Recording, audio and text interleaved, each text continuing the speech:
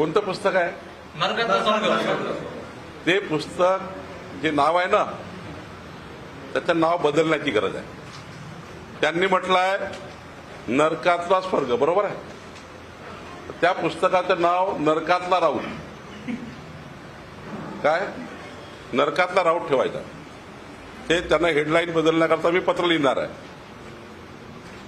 म्हणजे तुमच्या माध्यमातूनही आवाहन करतो मी संजय राऊतांना, ते नाव बदललं पाहिजे, नरकातला राऊत केलं पाहिजे. कारण काय की या पुस्तकामध्ये त्यांनी जे काही गोष्टी माझ्याकडे आल्या आहेत, काही माझ्याकडे त्याचे मुद्दे आले आहेत, त्यामध्ये स्वतःच्या राजकीय अध्यपदनाची म्हणजे स्वतःचे राजकीय अध्यपदन कसं असतं याचा लेखाजोखा त्यांनी मांडला.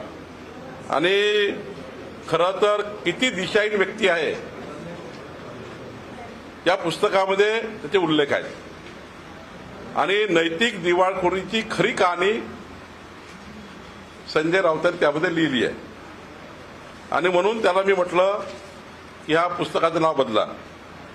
खरं तर आपल्याला माहिती आहे एकेकाळ असा होता भाजप सेना युती ही देशातली सर्वोत्तम युती आणि या युतीला खऱ्या अर्थाने न्याय देण्याचं काम माननीय हिंदू हृदय सम्राट बाळासाहेब ठाकरेंजींनी केलं.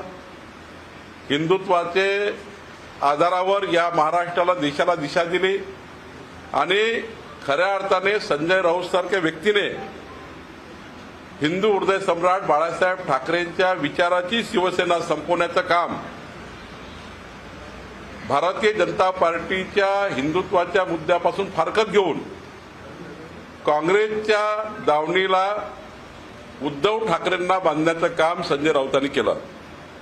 आणि म्हणून खरं तर या ठिकाणी त्यांनी सांगितलं की मोदीजींनी हे मोदीजींनी ते.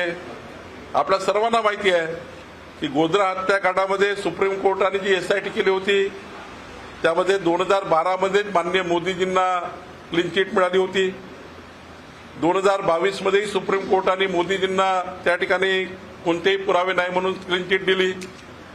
आणि त्यावर हा आता संजय राऊत लिहितोय की कोणतरी मध्यस्थी केली. आता म्हणून म्हटलं हा राऊताचं जे पुस्तक आहे ना त्या पुस्तकाचं नाव बदललं पाहिजे. आता 2010 मध्ये अमित शहाजींना अटक झाली होती, त्याचं माहिती आहे सर्व देशाला किती राजकीय होती. पण 2014 मध्ये कोर्टाने निर्दोष सोडलं. आता कोर्ट जेव्हा निर्दोष सोडतं तेव्हा कुणाचं चालतं का? पुरावे चालतात. हा राऊत म्हणतो आम्ही मदत केली. आता ठीक आहे.